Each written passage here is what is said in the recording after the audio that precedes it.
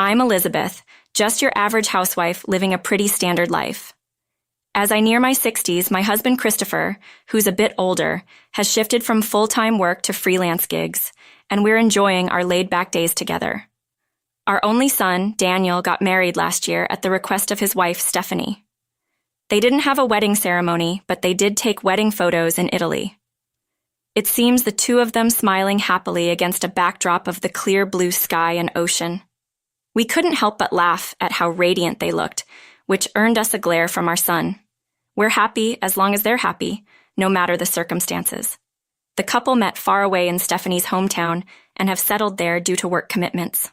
Although it's not an easy drive, they usually come home for Christmas and Independence Day, and so Independence Day has arrived once again with our son and his wife coming home. Hello, mother-in-law. Long time no see. Thank you for coming all this way. Come in, come in. I lead Stephanie, who still seems a bit tense, into the living room. We catch up over some key lime pie I prepared for this occasion, and the conversation is lively. Well, mostly it's me doing the talking. You're too excited, Mom, Daniel says, rolling his eyes. Next to him, Stephanie smiles and nods along. Oh my, look at the time. I'll go start dinner. Stephanie, you can relax. No, please, let me help with that. Stephanie puts on the apron she brought and follows me into the kitchen. It felt odd to decline her offer, so I leave her in charge of making the soup. As we cook side by side, chatting away, I feel somewhat bashful. This is a first for me. It's so wonderful. I've always dreamed of standing in a kitchen with you. Daniel was never interested in cooking. Oh, sorry, you're just being polite? Not at all. I'm thrilled to be cooking with you, mother-in-law. Stephanie, could you teach me how to make something Daniel likes? He told me, why not learn from Mom? She's a great cook. Despite my faux pas, Stephanie kindly covers for me. What a wonderful daughter-in-law my son has found, Daniel. You've never said anything like that at home, have you? As she sat with her husband in the living room, she made sure Daniel could hear. Daniel chuckled. Wow, it's embarrassing, you know. Daniel, an easygoing guy, and Stephanie, a calm soul, I knew they built a lovely home together. I wanted to do everything I could to help them. It was just a given that's a parent's role, right? But I realized not all parents are like that. Stephanie, you look pale. Your bed is made. Why don't you rest? No, please, let me help. We were concerned about Stephanie's pale face from the moment we picked her up for Christmas. Don't push yourself. You look thinner than when we saw you last summer. Are you eating well? About that. Stephanie hesitated, but stubbornly moved toward the kitchen.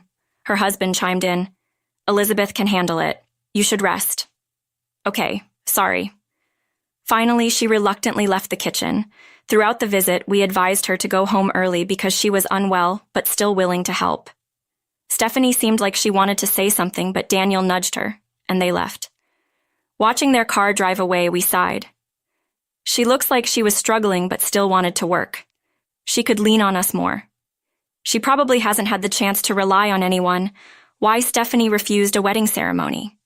It was her relationship with her biological mother. Apparently, Stephanie grew up without a father, raised by a mother more interested in gambling and smoking than in parenting. So, Stephanie's maternal grandmother took care of her, teaching her all the household chores. She passed away before Stephanie went to high school. Stephanie has been working part-time to afford her tuition at an alternative high school. She's a dedicated, hard-working woman, and until their marriage, her mother had been taking most of Stephanie's earnings. Daniel told us, clenching his jaw. So, Dad, Mom, if you see Stephanie struggling, please help her. I remember the night we first met Stephanie before their marriage when Daniel earnestly asked this of us for the first time. It was moving to see our son, who had lived life at his own pace, had finally grown up enough to have someone to protect, and it was wonderful to know that he trusted us. 2 weeks after Christmas, I usually avoid calling unless it's necessary. I'm a chatterbox, and Stephanie tends to overthink interactions with people. Keeping a bit of distance works best for both a daughter-in-law and a mother-in-law. When I first got married, we lived with my mother-in-law, and we didn't get along at all. My husband eventually decided we should live separately. Once we did, we saw less of each other's irritating habits and managed to maintain a cordial relationship. I don't think she's a bad person after all. So when Daniel said, help her out if she seems to be struggling, I was torn about how involved I should get. But I just couldn't shake the memory of her pale face on Christmas. I'll just check on her, then hang up quickly, I convinced myself and picked up the phone. After several long rings, she picks up. Mother-in-law? Hey, how are you feeling, Stephanie? Did you see a doctor? Sorry for crying, but I've been really worried. I nervously ramble on, trying to hide my guilt. There's silence on the other end. Sorry, I tend to ramble. Unselfishly help me. What, mother-in-law, please help me. Her voice is desperate. I instantly realize the gravity of the situation. What's wrong? Are you feeling ill? Where's Daniel? Daniel is on a business trip. Understood. I'll be a little while, but hang tight. I'm definitely coming. I hang up without asking any more questions and check the time. It's just before noon. If I catch the train now, I should be there in about 2 hours. I leave a quick scribble note for my husband, grab my wallet and phone, and rush out of the house. Stephanie, mother-in-law. Stephanie was slumped on the couch in a room as cold as outside. You don't seem to have a fever. Did you go to the hospital? I'm sorry. No need to apologize. I'm sorry. I snap her back to reality. I warm the room and decide to make some cocoa. The fridge is empty, so I can only make rice porridge. What I had to force out of her hesitating lips was about her strained relationship with her mother. Stephanie's mother had always opposed our marriage, probably didn't want to lose a daughter who took care of her and gave her money, so she agreed to back off on the condition that she would financially help us until we had children. Turns out Stephanie was suffering from morning sickness on Christmas. After the new year, she was led to an ob-gyn during a hospital visit where they confirmed a heartbeat from the fetus. Her morning sickness is severe, and she has even had her work hours reduced. Daniel wanted to cancel his business trip, but Stephanie insisted he go, citing it as important. Then her mother showed up demanding money.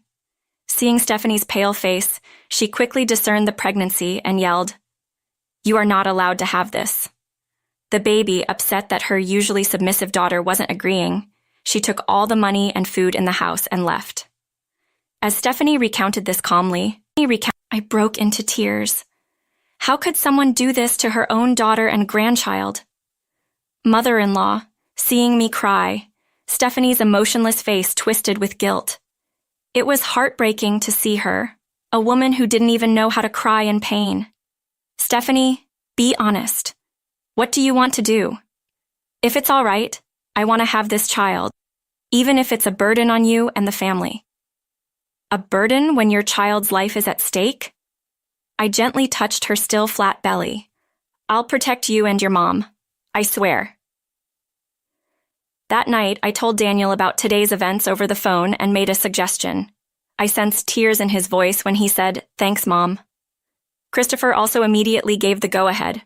I'm truly grateful for a husband who understands my resolute nature. In the bedroom, I watched Stephanie's face as she slept, cradling her stomach. Grandma will do her best, okay? Feeling a sense of resolve, I too went to bed to prepare for the challenges of tomorrow. The next day, as Stephanie and I were having lunch, the doorbell rang. I left Stephanie, who was frozen, in front of the monitor, and answered the door. Stephanie, that money isn't enough. When your husband comes home, make sure to get more from him. I stood in the way of Stephanie's mother, who was trying to barge in while spewing vile words. Without even looking at me, realizing something was off, she finally looked up. A stranger, an older woman, met her gaze, which was filled with surprise. "Hello, I'm Daniel's mother. I apologize for the delayed introduction." "Oh, hi," caught off guard. She stunned as I made the first move. "It seems we're going to become grandparents." "What? Well, aren't we all a bit too young for that?" She looked at us with an ingratiating and sticky gaze. Stephanie never knew how to act spoiled, but it seems this woman had lived her life doing just that. "Age doesn't matter when you're married. How old were you when you had Stephanie?" 18. "Well, you were much younger than Stephanie is now. She'll be just fine. I had her young, and it was hard. I don't want my daughter to struggle. You've certainly had a hard time, but don't worry. Daniel's here, and we're also here for Stephanie. What the hell? Frustrated that her feelings aren't understood, Stephanie's mother screams like a child. Stephanie, frightened by the outburst, also lets out a small scream from behind. So you're telling me that my daughter, who I raised single-handedly through struggles, won't give me money because she's married and pregnant?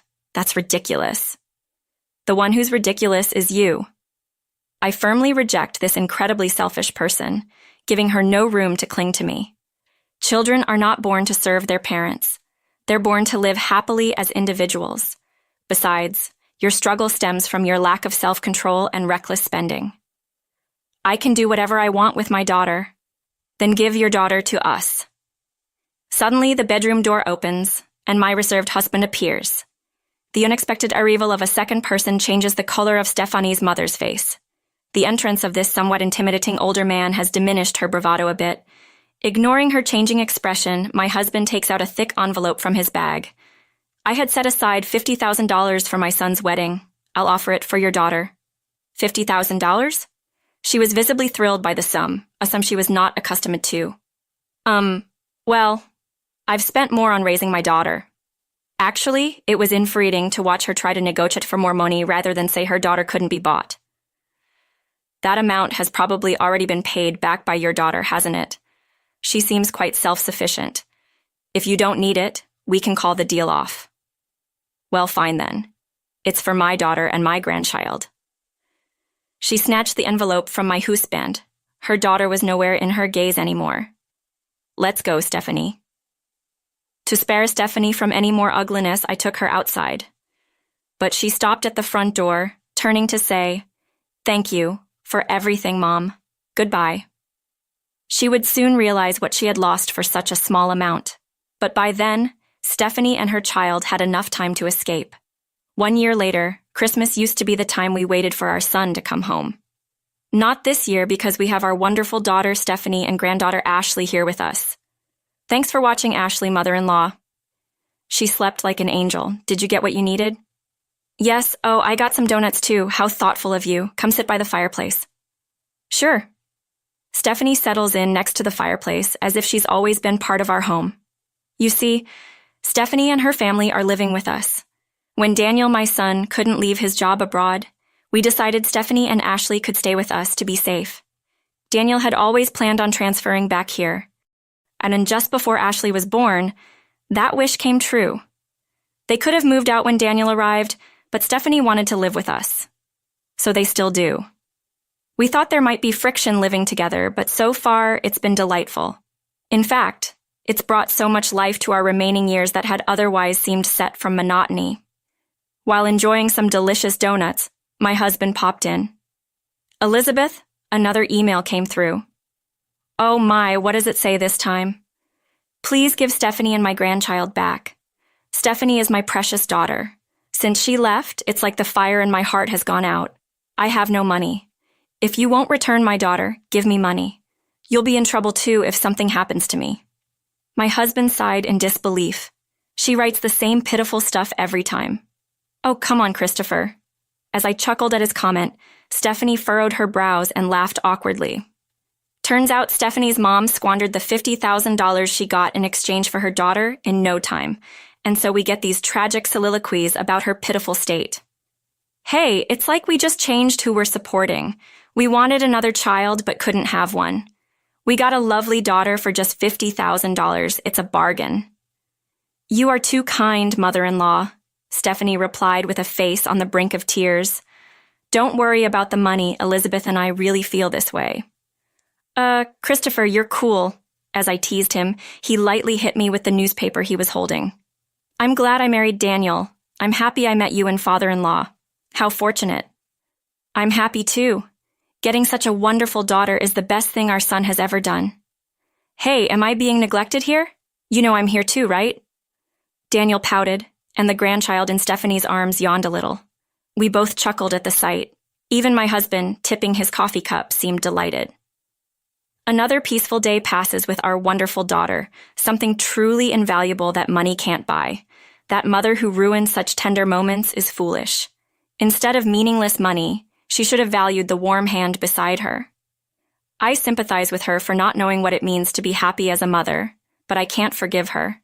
However, I'm grateful she gave me a wonderful daughter like Stephanie. Shall we have mac and cheese for dinner tonight? I'll help you, mother-in-law. Thank you, Stephanie, as always. That's how it became completely normal for us to stand side by side in the kitchen, savoring our small happiness.